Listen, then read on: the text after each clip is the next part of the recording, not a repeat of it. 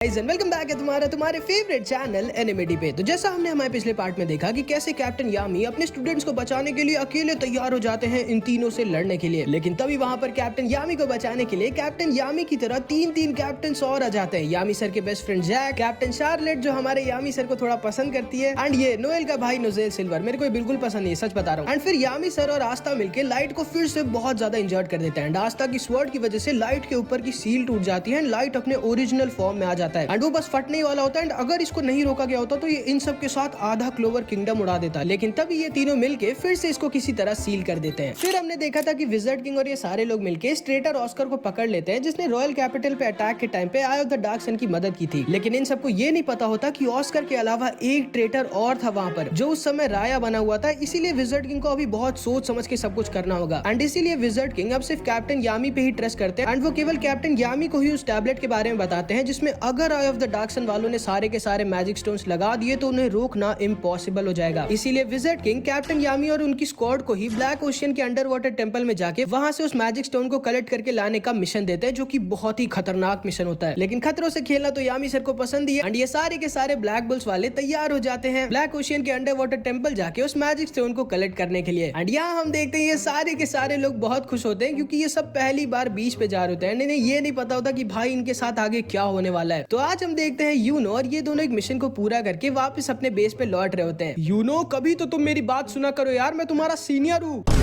अरे कम से कम अभी तो सुन लो। लेकिन तभी इन लोगों को किसी के बहुत जोर चिल्लाने की आवाज आती है। ये लोग नीचे उस आवाज के पास जाते हैं तो इन्हें पता चलता है कि नोएल शर्म के मारे चिल्ला रही होती है एंड नोएल को देख के क्लॉस वहीं पर बेहोश हो जाता है। अरे तुम लोग तो गोल्डन डॉन के मैजिक नाइट्स हो, चिंता मत करो, यहाँ पर सब ठीक है। वो तो बस ये नोएल थोड़ा सा शर्मा रही थी। वैसे तुम तो आस्था के भाई यूनो हो ना, तुम तो बहुत हैंडसम हो यार, हमारे साथ बीच चलोगे क्या? अरे ये तो मेरा प्रिंस है, काश ये भी हमारे साथ बीच चले। नहीं मैं नहीं चलूंगा। बिल्कुल सही कहा तुमने यूनो, हम गोल्डन डॉन वाले तुम ब्लैक बुल्स वालों की तरह इतना खाली नहीं है, हम लोगों के पास बहुत मिशन होते हैं। एंड फिर ये तीनों वहाँ से चले जाते हैं एंड फिर फाइनली नोएल को एक स्विम सूट पसंद आता है। ये वाला अच्छा लग रहा है, पता नहीं आस्था का क्या रिएक्शन होगा मुझे इसमें देख के। एंड अगले दिन हम देखते हैं ये सब तैयार होते हैं बीच पे जाने के लिए। ओए तुम दोनों मेरी क्रेजी साइक्लोन से नीचे उतरो। मैग्मा सेनपाई आप तो जानते हैं ना हम दोनों उड़ नहीं सकते। अब चुपचाप आके बैठो और हमें लेके चलो। ये क्या जबरदस्ती है भाई, मुझे अपना ड्राइवर समझ के रखा है क्या तुम लोग ने? काश वहाँ मुझे ओशियन में एक वेल मिल जाए, मैं उससे लड़ना चाहता हूँ। एक मिनट, कैप्टन यामी कहाँ है? उन्होंने कहा था कि वो थोड़ी देर बाद आएंगे। और चले ब्लैक बुल्स ब्लैक ओशियन के बीच में मजे करने। भूलना मत मैग्मा, हम लोग वहाँ पे एक मिशन पे जा रहे हैं। चुप रहो बे, चलो चले। एंड फिर ये सारे लोग निकल जाते हैं ब्लैक ओशियन बीच की तरफ। आज तो बहुत मजा आने वाली है, वहाँ पे बहुत सुंदर सुंदर लड़कियां होंगी। शायद आज कोई एक लड़की मेरे साथ डेट पे चलने के लिए मान जाए। यार काश मैरी भी हमारे साथ आ पाती। एक मिनट, ग्रे सेनपाई नहीं है क्या? मैं तो यहाँ हूँ। एंड ये भी ब्लैक बुल्स का एक मेंबर होता है ग्रे, जिसके पास ट्रांसफॉर्मेशन मैजिक होता है एंड ये किसी में भी ट्रांसफॉर्म हो सकता है। अच्छा तब से गॉर्डन सेनपाई बने हुए थे। लेकिन एक मिनट, फिर गॉर्डन सेनपाई कहाँ है? एंड असल में सारे के सारे लोग गॉर्डन को यही भूल के चले गए होते हैं। एंड फिर थोड़ी देर बाद ये सारे लोग पहुंच जाते हैं ब्लैक ओशियन बीच पे। एंड ये लोग आए तो बहुत ही खतरनाक मिशन पे होते हैं, लेकिन ये सारे के सारे यहाँ पे फुल मस्ती करने लगते हैं। वाह ये बीच कितना मस्त है, काश यूनो और मेरे सारे भाई बहन भी इसको देख पाते, और काश सिस्टर लिली भी यहाँ पर मेरे साथ आ पाती। तुम हमेशा मुझे क्यों भूल जाते हो आस्था? ठीक है, जब मैं बड़ा होकर विजर्ड किंग बच जाऊंगा तो सिस्टर लिली को इसी बीच पे लाके प्रपोज करूंगा।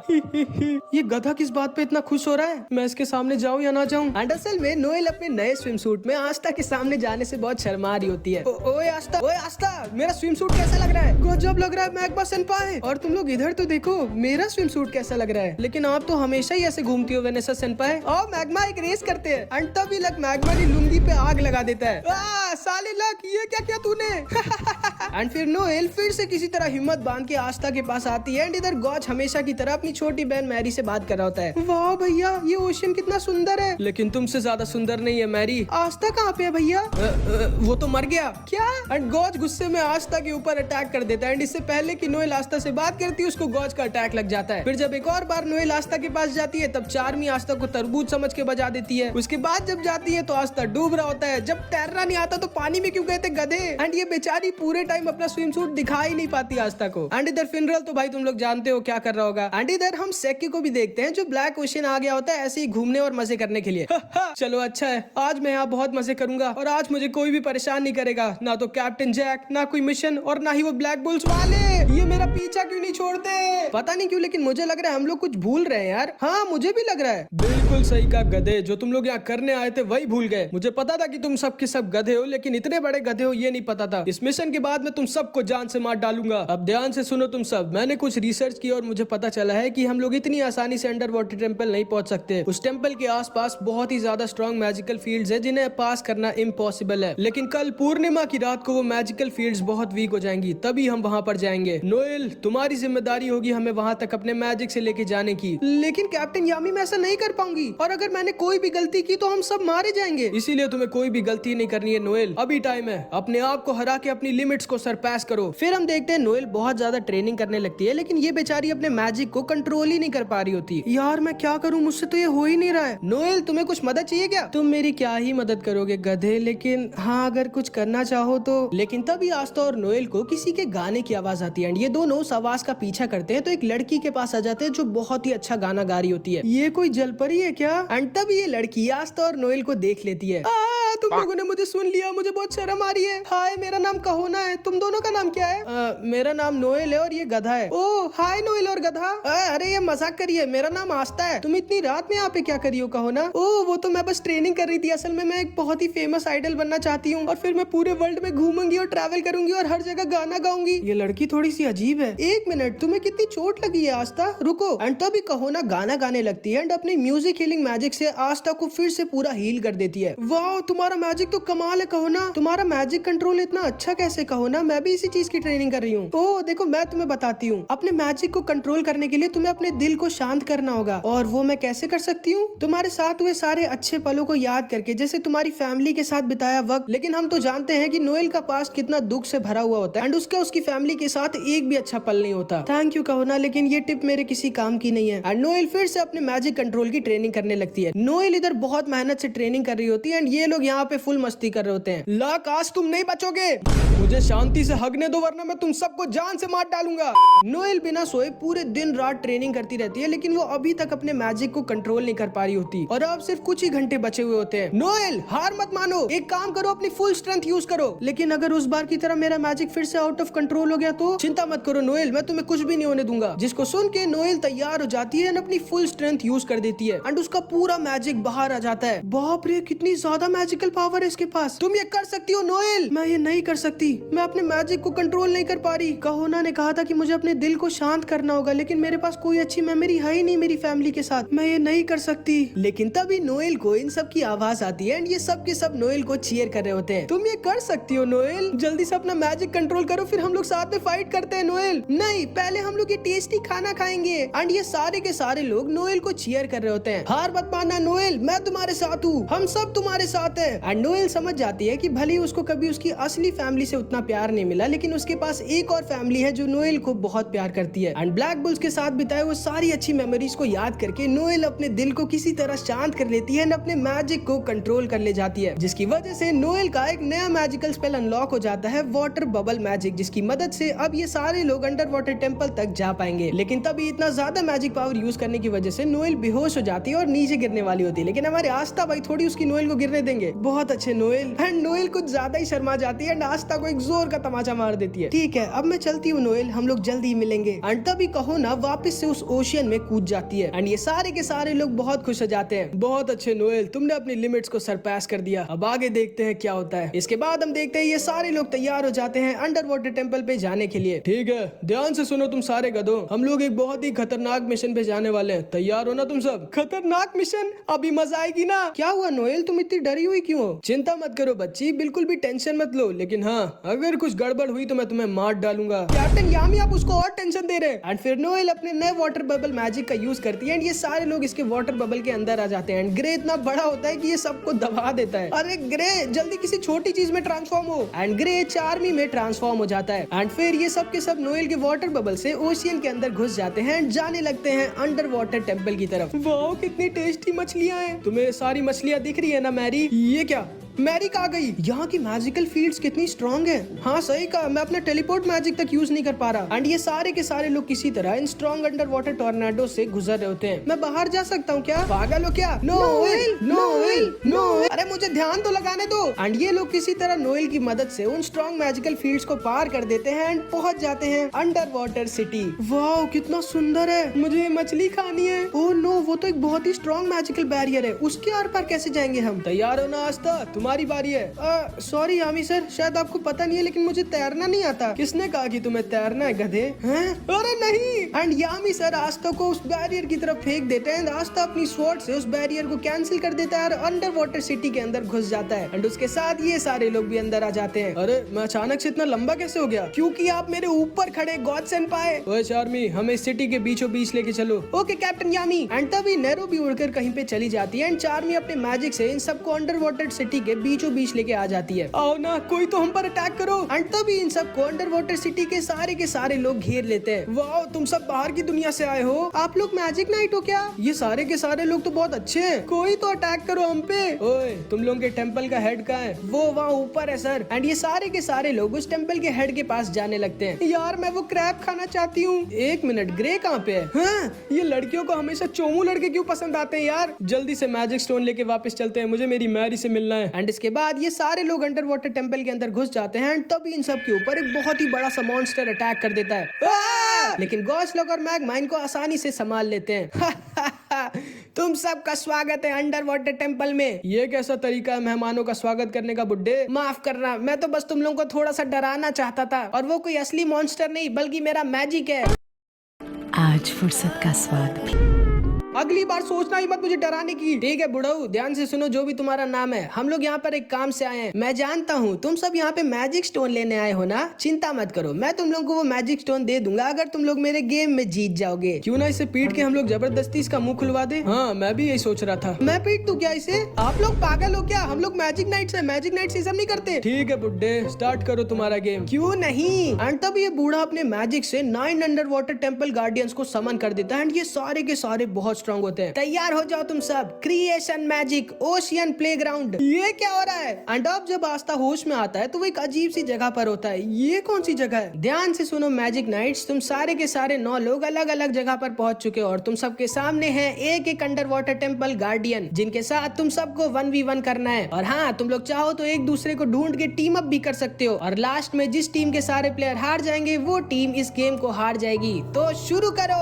ये मैं कहाँ फंस गया? मैं यहाँ से भागना चाहता हूँ लेकिन मैं भाग भी नहीं सकता। एंड इधर हम ग्रे को देखते हैं जो एक क्रैब में ट्रांसफॉर्म हो जाता है क्योंकि इसको लड़ना पसंद ही नहीं होता। एक मिनट, हम लोग तो 10 लोग थे, एक कौन बच गया? और वो एक कोई और नहीं बल्कि यामी सर होते हैं। ओए बुड्ढे, मुझे क्यों नहीं भेजा उस गेम में? मैं बेवकूफ थोड़ी हूँ, मैं जानता हूँ कि आप अकेले उन 9 के 9 गार्डियंस को एक साथ हरा सकते हैं। आप मेरे साथ यहाँ बैठिए और गेम का मजा लीजिए। मुझे तुम पसंद आए बुड्ढे। ये 1v1 अब आएगी ना मजा। ये क्या यार, मेरे ही सामने तुम्हारे जैसा लूजर आना था। तुम्हारे पास तो मैजिक ही नहीं है। ऐसा है क्या? तो आ जाओ देख लेते हैं मैं लूजर हूँ कि नहीं। क्या लगता है कैप्टन यामी, कौन जीतेगा? मेरी टीम जीतेगी आराम से। आपको बहुत बड़ी गलतफहमी है कैप्टन यामी। मेरे गार्डियंस के सामने आपका एक भी स्टूडेंट टिक नहीं सकता। हाँ, वो तो वक्त ही बताएगा। एंड फिर इन सब की फाइट स्टार्ट होती है and Aastha, Magma, Luck, Gaucher, Vanessa fight start होते ही खत्म कर देते हैं। ये क्या? ये तो इम्पॉसिबल है। आपके सारे के सारे स्टूडेंट्स तो सीनियर मैजिक नाइट तक नहीं है, फिर ये सब इतने स्ट्रॉन्ग कैसे हैं? हाँ, भले इन सब की रैंक बहुत कम है लेकिन ये सब के सब हिले हुए हैं और गजब के स्ट्रॉन्ग है। एंड इधर फिनरल भी अपने अपोनेंट को किसी तरह हरा देता है और चार्मी इधर मस्त अपना खाना खा रही होती है। उसको लड़ाई वड़ाई से कुछ मतलब ही नहीं। लेकिन तभी चार्मी के सामने उसकी अपोनेंट आ जाती है। तुम तो बहुत क्यूट हो लेकिन फिर भी मुझे तुम्हें हराना होगा, सॉरी। ओ अच्छा, आ जाओ फिर देख लेते हैं कौन हारता है और कौन जीतता है। वैसे भी मुझे अपने खाने को ज्यादा वेट कराना पसंद नहीं। एंड तभी ये गार्डियन अपने स्लीप म्यूजिक मैजिक से चार्मी को वहीं पर सुला देती है। ये कैसा मैजिक है? एंड तभी हम देखते हैं आस्था के सामने भी अचानक से एक बहुत स्ट्रॉन्ग अपोनेंट आ गया होता है जो डांस मैजिक का यूज कर रहा होता है, जिसकी वजह से आस्था को थोड़ी दिक्कत हो रही होती है। उसके बाद ये गार्डियन जिसने चार्मी को सुला दिया था वो नोएल के पास आ जाती है। तो तुम अंडर वाटर टेंपल आ ही गई नोएल? हाँ, तुम्हें मेरा नाम कैसे पता है? क्योंकि असल में ये गार्डियन कोई और नहीं बल्कि कहोना होती है। तो तुम एक गार्डियन हो कहोना? सॉरी नोएल, तुम मेरी दोस्त हो लेकिन फिर भी मुझे तुम्हें हराना होगा क्योंकि अगर आज हमारी टीम जीत गई तो फिर दादाजी मुझे और मेरे बड़े भाई को बाहर की दुनिया में जाने देंगे ताकि हम लोग आइडल बनने का सपना पूरा कर पाए। एंड कहोना का भाई ये होता है जो यहाँ आस्था से लड़ रहा होता है और ये बुढ़ा कहोना का दादाजी होता है। मानना पड़ेगा कैप्टन यामी, आपके स्टूडेंट्स बहुत स्ट्रांग हैं लेकिन वो सब मिल के भी मेरे बेटे को नहीं हरा सकते। एंड कहोना और इस लड़के ब्लू के पापा भी एक गार्डियन होते हैं जो अभी लक और मैग्मा से एक साथ लड़ रहे होते हैं। एंड ये सच में काफी स्ट्रांग होते हैं। तुम तो सच में बहुत स्ट्रांग हो, मुझे बहुत मजा आ रही है। मजा तो मुझे भी आ रही है लक, और ये है भी बहुत स्ट्रांग लेकिन ये हम लोगों को नहीं हरा सकता। आ जाओ फिर तुम दोनों एक साथ। और अगर मैं सच बताऊं तो मजा मुझे भी बहुत आ रही है। लेकिन तभी अचानक से वो पूरा का पूरा अंडर वाटर सी टेंपल हिलने लगता है, मानो भूकंप आ गया गया हो। लेकिन ये कोई भूकंप नहीं बल्कि वेटो होता है जो उतने स्ट्रॉन्ग वाटर बैरियर को तोड़कर कुछ और आई ऑफ द डार्क सन के मेंबर्स के साथ अंडर वाटर टेम्पल के अंदर घुस गया होता है। आओ अब शुरू करते हैं असली गेम। तुम इंसान तो नहीं हो सकते क्योंकि अंडर वाटर सी टेम्पल के बैरियर को कोई इंसान नहीं तोड़ सकता। सही कहा, मैं एक जानवर हूँ जो आज तुम सबको मौत की नींद सुला देगा। एंड तभी लक भी वेटो को देखता है और सोचता है ये आदमी कोई नॉर्मल विलन नहीं हो सकता, इसके पास कैप्टन यामी से भी ज्यादा मैजिकल पावर है। तुमने जो किया है उसकी सजा तुम्हें जरूर मिलेगी। तो आओ ना, दो मुझे सजा अगर तुम दे सकते हो तो। एंड तभी कहोना के पापा अपना स्ट्रॉन्गेस्ट अटैक वेटो के ऊपर यूज करते हैं लेकिन वेटो हिलता तक नहीं। अब मेरी बारी। एंड वेटो अपने सिर्फ एक अटैक से इस आदमी को सुला देता है। ये नहीं हो सकता, इसने मेरे बेटे को एक अटैक में हरा दिया। माफ करना बुढ़ाऊ लेकिन तुम्हारा गेम यही खत्म होता है। अब मेरी बारी है खेलने की। लेकिन तभी कैप्टन यामी देखते हैं कि आई ऑफ द डार्क सन के एक मेंबर ने चुपके से यामी सर को अपने डायमेंशन ट्रैप मैजिक में पकड़ लिया होता है। अब तुम कुछ भी करके बाहर नहीं निकल सकते क्योंकि मैंने तुमको एक दूसरे ही डायमेंशन में भेज दिया है। एंड ये आदमी बिल्कुल सही कह रहा होता है। यामी सर इसके डायमेंशन प्रिजन मैजिक से बाहर निकल ही नहीं सकते क्योंकि वो इस समय एक अलग ही डायमेंशन में। अरे नहीं, तुम सारे गधों ध्यान से सुनो, मैं तुम लोगों की मदद करने नहीं आ सकता। अब तुम सबको एक साथ मिलकर ही लड़ना होगा, तभी तुम इस वेटो को हरा पाओगे। अभी टाइम है ब्लैक बुल्स, तुम सबको अपने आप को हराना होगा और अपनी लिमिट्स को सरपास करना होगा। और हाँ, अगर तुम सब में से कोई एक भी मारा तो मैं तुम सबको मार डालूंगा। चिंता मत करो यामी, मैं तुम्हें ये पाप नहीं करने दूंगा। मैं तुम्हारे सामने तुम्हारे एक एक स्टूडेंट को बहुत दर्दनाक मौत दूंगा और उसके बाद जब तुम अपना दुख झेल नहीं पा रहे होगे तब मैं आके तुम्हें मारूंगा। अरे नहीं, हमें उससे लड़ना है। नहीं आस्था, तुम डर नहीं सकते, तुमको एक दिन विजिट किंग बनना है। चलो आस्था, मैं भी तुम्हारी मदद करूंगा। फिर हम देखते हैं वेटो ने इन दोनों को बहुत ज्यादा इंजर्ड कर दिया होता है। क्या हुआ, डर लग रहा है क्या? मैग्मा, चलो दिखा देते इसको कौन है हम लोग। आ जाओ। आओ ना, किस चीज का इंतजार कर रहे हो, इधर आओ। क्यों नहीं? एंड वेटो लक के ऊपर अटैक कर देता है लेकिन लक वेटो को डॉज कर वेटो के ऊपर एक लाइटनिंग पंच अटैक यूज कर देता है। लेकिन वेटो की बॉडी इतनी ज्यादा स्ट्रॉन्ग होती है कि उसको एक छोटी सी खरोच तक नहीं आई होती। उसके बाद लक अपनी फुल स्पीड दिखाता है जिसमें उसको कोई देख भी नहीं सकता। लेकिन वेटो तो भाई यामी और आस्था की तरह की का यूज कर सकता था, इसीलिए लक की स्पीड वेटो के ऊपर किसी काम की नहीं होती। एंड वेटो लक के पीछे भागने लगता है। मैग्मा भी लक के साथ वेटो पे अटैक करने लगता है लेकिन वेटो बहुत ज्यादा स्ट्रॉन्ग होता है। एंड इन दोनों के अटैक्स वेटो को एक खरोच तक नहीं दे पा रहे होते। आस्था, तुम्हें कैसे पता है कि वेटो उधर ही है? मैं वेटो की महसूस कर सकता हूँ, ब्लू और उनके साथ मैग्मा और लक्स सेनपाई की भी। हमें जल्दी चलना होगा ना, वरना तुम्हारे टीममेट्स मारे जाएंगे। चिंता मत करो ब्लू, वो दोनों मेरे भी सीनियर्स हैं। वेटो इतनी आसानी से उन लोगों को नहीं हरा सकता। एंड आस्था ने बिल्कुल सही कहा होता है क्योंकि ये दोनों बहुत इंजर्ड हो गए होते लेकिन फिर भी हार नहीं मान रहे होते। एंड फिर हम लक और मैग्मा के पास्ट को देखते हैं कि कैसे ये लोग साथ में हमेशा आपस में लड़ते रहते हैं, लेकिन ये दोनों जानते हैं कि ये दोनों भले एक दूसरे से कितना भी लड़े लेकिन ये दोनों एक दूसरे के बेस्ट फ्रेंड है। चलो लक, दिखा देते इसको हमारी पावर। हाँ चलो मैग्मा। एंड फिर मैग्मा और लक अपनी पूरी मैजिकल पावर को साथ में कंबाइन करके एक ऐसा स्ट्रॉन्ग अटैक बना देते हैं जो पूरे अंडर वाटर टेम्पल का हर एक इंसान सेंस कर सकता था, जो कि बहुत ही ज्यादा स्ट्रॉन्ग अटैक होता है। लेकिन इस बार भी वेटो इनके अटैक से हिलता तक नहीं एंड ये दोनों वहाँ पर बेहोश हो जाते हैं। क्या हुआ, डर लग रहा है क्या? आखिर क्या करूं मैं, ऐसे तो ये सारे मारे जाएंगे। आखिर कौन है ये आदमी जो इतने स्ट्रॉन्ग अटैक से हिला तक नहीं, जो पूरा अंडर वाटर टेम्पल तबाह कर सकता था? अब मरो। एंड वेटो इन दोनों को खत्म करने वाला होता है लेकिन तभी वहाँ पर आस्था आ जाता है। मैं तुम्हें ही ढूंढ रहा था। जो तुमने लाइट के साथ किया है उसके लिए मैं तुम्हें बहुत दर्दनाक सजा देने वाला हूँ। ये आदमी तो सच में बहुत स्ट्रॉन्ग है। चलो आस्था। एंड ब्लू और आस्था साथ में मिलकर वेटो के ऊपर अटैक कर देते हैं। एंड इधर हम देखते हैं गॉच भी एक आई ऑफ द डार्क सन के मेंबर से लड़ रहा होता है जिसके पास स्नेक की तरह, तुम लोगों को याद होगा स्नेक जो हमने एपिसोड 1 में देखा था, उसकी तरह इसके पास चेन मैजिक होती है लेकिन ये बहुत ही ज्यादा स्ट्रॉन्ग होता है। इसकी चेन्स मैजिक का पीछा करती है और उन्हें खुद ही तबाह कर देती है। इसीलिए गॉच अपना मिरर मैजिक का यूज कर ही नहीं पा रहा होता क्योंकि जैसे ही गॉच अपना मैजिक मिरर बनाता है इसकी चेन्स उसके मिरर को तोड़ देती हैं। आखिर क्या करूं मैं तो अपना मैजिक ही नहीं यूज कर पा रहा उसकी चेन्स की वजह से। लेकिन तभी एक क्रैब गॉच का पैर पकड़ लेता है। कहाँ छुपे हो बच्चे, बाहर आ जाओ। ओ मैंने तुम्हें ढूंढ लिया, कोई बचाओ मुझे, अब मरो। एंड ये आदमी अपना गार्ड डाउन कर देता है एंड पीछे से गॉच का एक तगड़ा सा अटैक पा जाता है। बहुत अच्छे ग्रे, एकदम सही टाइम पे आए तुम। एंड वो क्रैब असल में कोई और नहीं बल्कि ग्रे ही था। अरे मेरी इतनी भी तारीफ मत करो, मैं इतना भी कुछ खास नहीं, मुझ में ट्रांसफॉर्म होके अजीब अजीब हरकतें मत करो। उसके बाद हम देखते हैं ये दोनों साथ में आस्था के पास जा रहे होते हैं लेकिन तभी इन्हें चार्मी दिख जाती है जो अभी भी मस्त सो रही होती है। क्या यार, कैसे पागल है मेरी टीम में। एंड ये दोनों चार्मी के पास जाने लगते हैं उसे उठाने के लिए लेकिन तभी ये दोनों एक ट्रैप मैजिक में फंस जाते हैं। ये क्या है, ये तो मेरी मैजिकल पावर्स चूस रहा है। अरे नहीं, मेरी मैजिकल पावर्स खत्म हो रही है, कुछ करो गॉच। एंड इनको भी एक आई ऑफ द डार्क सन के मेंबर ने पकड़ा होता है जिसके पास प्लांट ट्रैप मैजिक होता है। चिंता मत करो, जब तुम्हारी सारी मैजिकल पावर मेरी वाइन्स चूस लेंगे तब वो तुम्हारी लाइफ एनर्जी चूसने लगेंगे जिससे तुम लोग जल्दी ही खत्म हो जाओगे। अरे नहीं, हमें जल्दी कुछ करना होगा गॉच। उस पागल को उठाओ कोई। चार्मी उठो। चार्मी वो ऐसे नहीं उठने वाली। हाँ मेरे पास एक आइडिया है। ग्रे उस रॉक को अपने मैजिक से एक लेग पीस में ट्रांसफॉर्म कर दो। ओके एंड ग्रे अपने मैजिक से इनके सामने वाले रॉक को एक लेग पीस में ट्रांसफॉर्म कर देता है। ओए चार्मी देखो ये तुम्हारा लेग पीस चुरा रहा है। क्या? लेकिन मैं तो वेजिटेरियन हूँ भाई। तुम्हारी हिम्मत भी कैसे हुई मेरे खाने को चुराने के बारे में सोचने की? एंड चार्मी अपने हंग्री शीप मैजिक का यूज करती है एंड भाई इस बेचारे की बैंड बजा देती है एंड ये दोनों किसी तरह बच जाते हैं। मेरा चिकन। एक मिनट, ये चिकन पत्थर जैसा क्यों है? ये लड़की भले ही पागल है लेकिन ये है काफी स्ट्रॉन्ग। अरे नहीं, मेरा सारा मैजिक खत्म हो रहा है। अब तो मैं अपने ओरिजिनल फॉर्म में आ जाऊंगा। एंड इस आदमी के वाइन्स की वजह से ग्रे का सारा मैजिक खत्म हो गया होता है एंड वो अपने ओरिजिनल फॉर्म में आने लगता है। ओह मैंने आज तक ग्रे का ओरिजिनल फॉर्म नहीं देखा। एंड ग्रे असल में एक बहुत ही क्यूट सी लड़की होती है जो बहुत ही ज्यादा शर्मीली होती है। प्लीज मुझे मत देखो। ये मेरी मैरी से ज्यादा क्यूट नहीं है। यार तुम तो बहुत क्यूट हो ग्रे।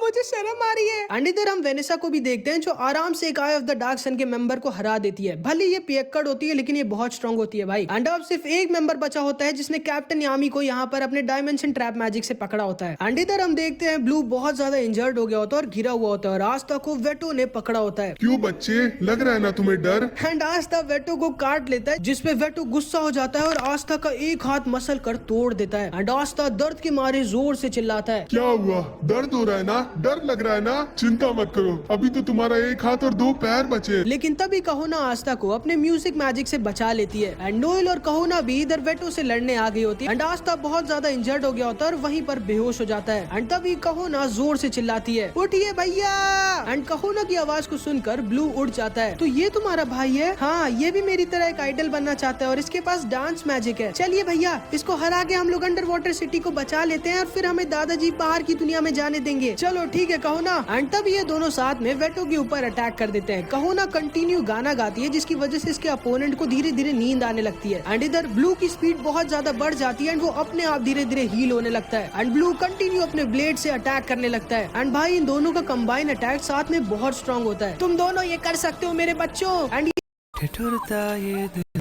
एंड ये सारे के सारे लोग भी कहोना और ब्लू को चीयर कर रहे होते हैं। बस दिक्कत ये होती है कि इनके सामने वेटो खड़ा होता है जिसकी स्पीड कैप्टन यामी से भी ज्यादा होती है। ब्लू के अटैक वेटो को ज्यादा इंजर्ड नहीं कर पा रहे होते एंड तभी वेटो अपने एक अटैक में ब्लू का एक पैर काट देता है जिसकी वजह से अब वो नाच नहीं सकता था। एंड वेटो अपना अगला वार सीधे कहोना के गले पे करता है जिससे कहोना अब कभी गा नहीं सकती थी। नहीं मेरे बच्चों।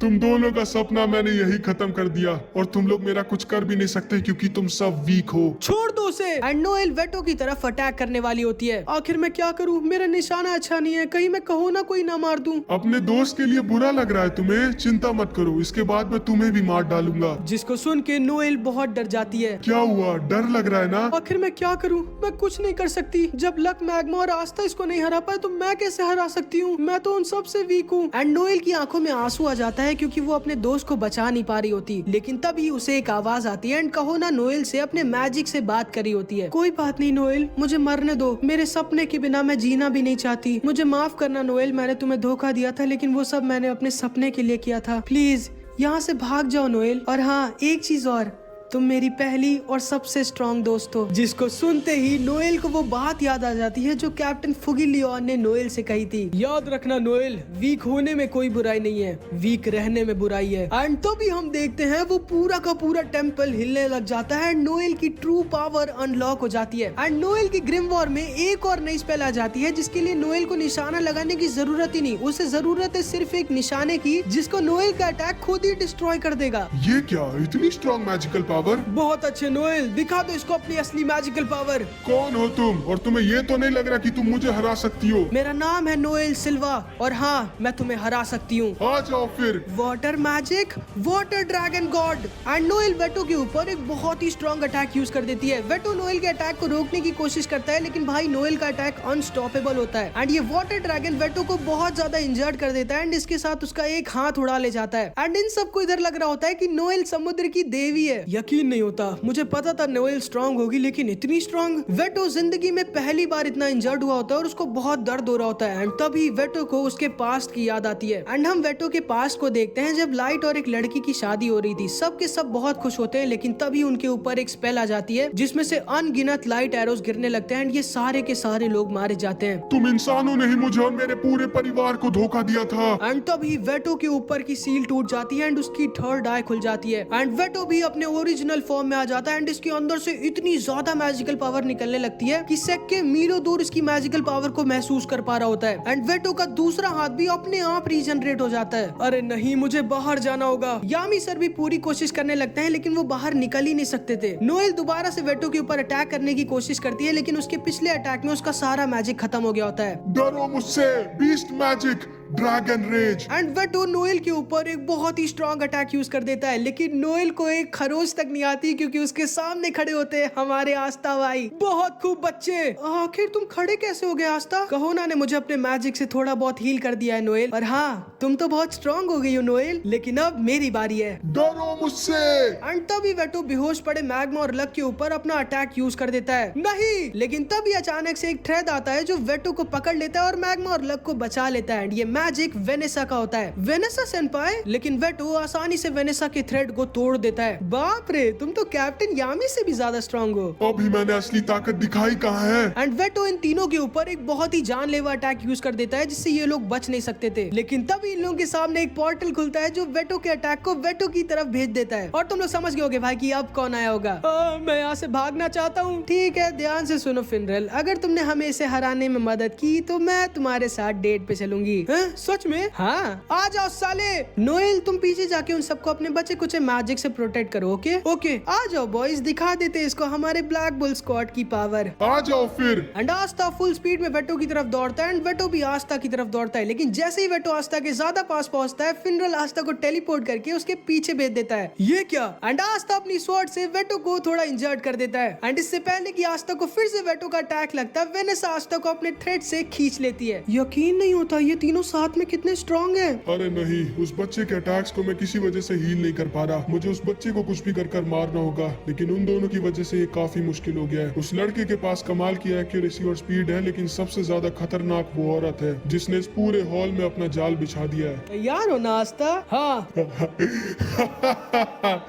अब मजा आएगी, आ जाओ फिर से। एंड आस्था फिर से वेटो के ऊपर अटैक करने आ जाता है। वेटो बार बार आस्था के ऊपर अटैक करता है लेकिन फिनरल उसे बचा लेता है। एंड वेनेसा की थ्रेड की वजह से आस्था की स्पीड बहुत ज्यादा बढ़ गई होती है। एंड आस्था का सिर्फ एक काम होता है अपनी तलवार चलाते रहना, लेकिन आस्था के अटैक्स वेटो को छोटी मोटी स्क्रैच ही दे पा रहे होते हैं। इन अटैक से कुछ नहीं होगा, हमें जल्दी कुछ बड़ा करना होगा। लेकिन तभी वेटो आस्था को सिर्फ खड़े होकर देखने लग जाता है एंड आस्था के सारे अटैक्स को डॉज करने लग जाता है। एंड ये सब के सब अपनी पूरी जान लगाकर वेटो के ऊपर अटैक करने की कोशिश कर रहे होते हैं, लेकिन वेटो सारे के सारे अटैक्स डॉज कर रहा होता है और बस चुपचाप खड़े होकर देख रहा होता है। रुक जाओ तुम सब। हाँ कैप्टन यामी, ध्यान से सुनो तुम सब। वेटो तुम सब की मूवमेंट को याद कर रहा है और तुम लोगों के मैजिक के खत्म और स्लो होने का इंतजार कर रहा है। तुम दोनों में से अगर किसी ने एक भी गलती की तो आस्था मारा जाएगा। क्या? बहुत खूब यामिसु के हीरो, तो तुम भी मेरी तरह एक जानवर की तरह सोच सकते हो, लेकिन कोई फर्क नहीं पड़ता, तुम्हारे सारे स्टूडेंट्स आज मेरे ही हाथों मरेंगे। ध्यान से सुनो तुम सब, काश मैं उधर आ पाता लेकिन मैं अभी नहीं आ सकता। अभी टाइम है, तुम सबको खुद को हराना होगा और अपनी लिमिट्स को सरपास करना होगा। जाओ तुम सब, मुझे तुम लोगों पे भरोसा है। Okay captain Yami. एंड ये तीनों के तीनों मिलके दोबारा से वेटो के ऊपर अटैक करने लगते हैं एंड इस बार ये लोग पहले से भी ज्यादा फास्ट होते हैं। कोई बात नहीं, कभी न कभी तो तुम लोगों का मैजिक खत्म होगा ना। हाँ, लेकिन उससे पहले तुम खत्म हो गए वेटो। एंड तभी गॉड, चार्मी और ग्रे भी वहाँ पर आ जाते हैं एंड ये सब मिलके भी वेटो के ऊपर अपने मैजिक से अटैक कर देते हैं। ये क्या? कोई बात नहीं, तुम सारे कीड़े मुझे मिलके भी नहीं हरा सकते। लेकिन तभी अचानक से आस्था अपनी स्वॉर्ड को वेटो के पेट के अंदर घुसेड़ देता है। बहुत अच्छे आस्था, ये हम जीत गए क्या? लेकिन तभी वेटो आस्था का दूसरा हाथ भी पकड़ लेता है। तुम्हें क्या लगा मैं इतनी आसानी से मर जाऊंगा? मैंने खुद तुम्हें मुझे मारने दिया है, क्योंकि यहाँ पर मेरे लिए सबसे ज्यादा खतरनाक तुम हो, और जब तुम मर जाओगे तो मैं इन सबको तो आसानी से मार डालूंगा। एंड तभी वेटो आस्था का दूसरा हाथ भी तोड़ देता है एंड आस्था दर्द के मारे बहुत तेज चिल्लाने लगता है। आस्था, आस्था। तुम सबको लगा भी कैसे कि तुम सब मुझे मिलके हरा सकते हो? हाँ, तुम सब जानते नहीं क्या मैं कौन हूँ? मैं मौत हूँ जो आज तुम सबको खत्म कर देगी। एंड ये सारे के सारे लोग बहुत ज्यादा डर जाते हैं। इस दुनिया में केवल ताकतवर लोगों के सपने पूरे होते हैं बच्चे। तुम्हें लगा भी कैसे कि तुम्हारे जैसा एक मैजिकलेस बच्चा मुझे हरा सकता है? इसको मारने के बाद मैं तुम सबको भी मार डालूंगा।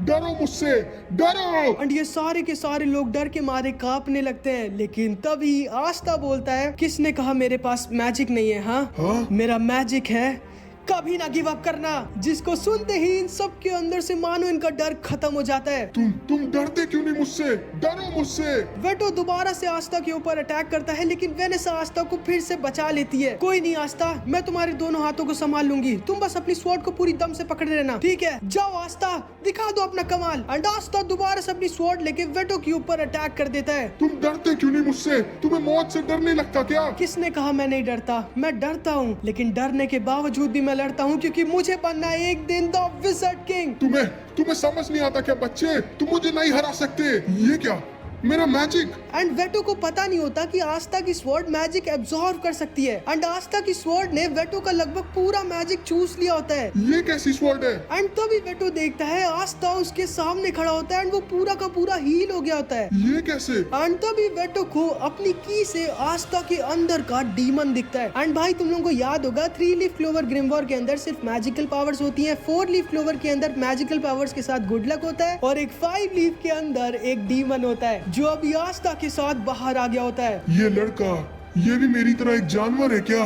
नहीं, ये लड़का एक राक्षस है। और आस्था के डीमन ने आस्था को पूरा हील कर दिया होता है। आस्था दोबारा से वेटो की तरफ दौड़ता है। वेटो आस्था के ऊपर अटैक करने की कोशिश करता है, लेकिन आस्था आसानी से वेटो को डॉज कर देता है। एंड आस्था की स्पीड इतनी ज्यादा होती है कि वेटो आस्था की तक को रीड नहीं कर पा रहा होता। ये कैसी पावर है? कौन है ये लड़का?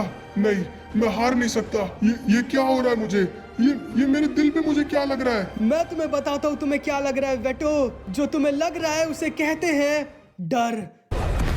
एंड आस्था वेटो के ऊपर इतना स्ट्रॉन्ग अटैक यूज करता है कि पूरी की पूरी अंडर वाटर सिटी हिल जाती है भाई। एंड इस तरह आस्था वेटो जो आई ऑफ द डार्क सन का एक स्ट्रॉन्गेस्ट मेंबर है उसे हरा देता है। एंड वेटो वहीं पर बेहोश हो जाता है। वेनेसा और फिनरल आस्था को आकर गले लगा लेते हैं एंड ये सब के सब बहुत खुश हो जाते हैं। तुम कितने ज्यादा स्ट्रॉन्ग हो यार। नहीं, अगर आज आप सब लोग यहाँ ना होते तो मैं इसको नहीं हरा पाता। एंड ये सारे के सारे लोग बहुत खुश हो जाते हैं। लेकिन तभी हम वेटो को देखते हैं जो अभी भी अपने पास्ट को याद कर रहा होता है। एंड वेटो के पास्ट में हम देखते हैं कि लाइट कितना ज्यादा काइंड और अच्छा होता है, लेकिन फिर भी उसे धोखा मिला होता है। एंड तभी वेटो दोबारा से पूरा जलने लग जाता है। ये क्या? कोई बात नहीं, हम फिर से तैयार हैं। माफ करना लाइट, मैं हार गया, लेकिन मैं अपने साथ इन सबको भी लेके जाऊंगा जो तुम्हें रोकने की ताकत रखते हैं। एंड वेटो भी लाइट की तरफ फटने वाला होता है, और अगर ये फट गया तो ये अपने साथ पूरी अंडर वाटर सिटी तबाह कर देगा एंड ये सारे लोग मारे जाएंगे। नहीं, ये लोग उस ब्लास्ट को नहीं रोक सकते। मुझे कुछ करना होगा। बाहर निकालो मुझे, वरना तुम भी मारे जाओगे। मुझे कोई फर्क नहीं पड़ता।